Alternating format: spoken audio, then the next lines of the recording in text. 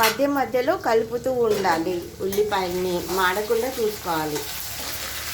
ఇదిగోండి ఇలా.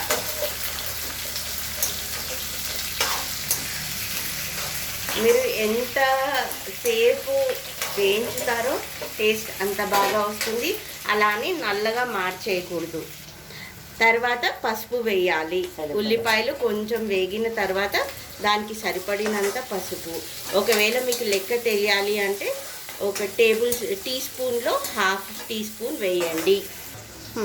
ఇప్పుడు ఉల్లిపాయలు వేగిన తర్వాత బెండకాయలు వేయండి. ఉల్లిపాయలు ట్రాన్స్కులెంట్ అవ్వాలి, అంతేకాని మొత్తము డ్రై అవ్వద్దు. తర్వాత మూత పెట్టి క్లోజ్ చేయండి. కొంతసేపు మగ్గిన తర్వాత మళ్ళీ దాంట్లో నెక్స్ట్ ప్రాసెస్ చేద్దాము. బెండకాయ పులుసు కాబట్టి ఇది మధ్యలో మధ్యలో కలిపెడుతూ ఉండాలి. కలుపుకుంటూ ఉంటుంటే అన్నీ సరిగ్గా మగ్గుతాయి, వేగుతాయి. కొంచెం వేగిన తర్వాత అందులో ఉప్పు వేయాలి. తగినంత ఉప్పు వేయండి. ఎక్కువ తినేవాళ్ళు ఎక్కువ వేసుకోండి, కొంచెం తక్కువ తినేవాళ్ళు తక్కువగా వేసుకోండి. ఉప్పు వేసిన తర్వాత అంతా కలిపి మళ్ళీ ఒకసారి మగ్గనివ్వండి. తర్వాత కారము, ధనియా పౌడరు 2 వేసి కలిపి మళ్ళీ మూత పెట్టి మగ్గనివ్వాలి.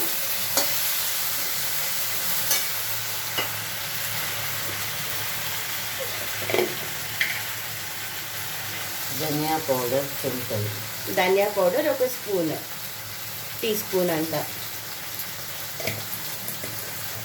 నెక్స్ట్ కారం.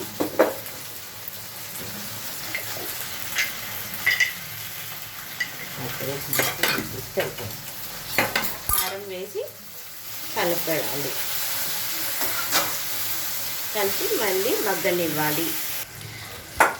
బెండకాయలు మగ్గిన తర్వాత దాంట్లో పచ్చి పులుసు ముందే నానబెట్టుకోవాలి. చింతపండు 1 నిమ్మకాయ సైజు అంతా, చిన్న నిమ్మకాయ సైజు అంతా నానబెట్టుకొని ఆ పులుసుని విడిగా తీసుకొని అది దీంట్లో వేయాలి. బెండకాయ పెద్ద నిమ్మకాయ సైజు అంతా, చిన్నది కాదు. అది ఈ బెండకాయలో వేయాలి. ఆ పులుసు తీసిన తర్వాత ఇదిగోండి ఇలా మంచిగా మగ్గిన తర్వాత పులుసు వేసి మళ్ళీ మూత పెట్టాలి. తర్వాత పులుసులో కొంచెం తగినంత బెల్లం వేయాలి. మీకు తగినంత వేసుకోండి. తినేవాళ్ళు వేసుకోండి, తినని వాళ్ళు వద్దనుకోవచ్చు.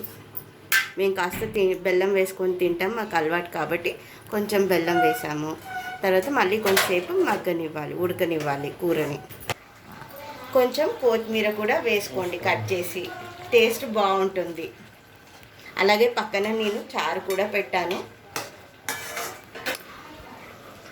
అంతా ఉడికింది కాబట్టి ఇప్పుడు కొత్తిమీర వేసిన తర్వాత ఒక 2 నిమిషాలు ఉంచి ఫుల్ మంటలో, ఫుల్ ఫ్లేమ్ ఎక్కువలో పెట్టేసి ఒక 1 or 2 minutes ఉంచి ఆ తర్వాత స్టవ్ బంద్ చేసేయండి. బంద్ చేసి మంచి ప్రజెంటేషన్లోకి వెళ్దాం. నెక్స్ట్ కూర మొత్తం వండడం అయిపోయిన తర్వాత మంచిగా ఒక గిన్నెలోకి తీసి పెట్టుకోండి. సో మేము కూడా సర్వింగ్ బౌల్లోకి తీసి పెట్టుకున్నాము. ఆ తర్వాత నెక్స్ట్ తినడమే. ఇదిగోండి, ఇది అన్నం.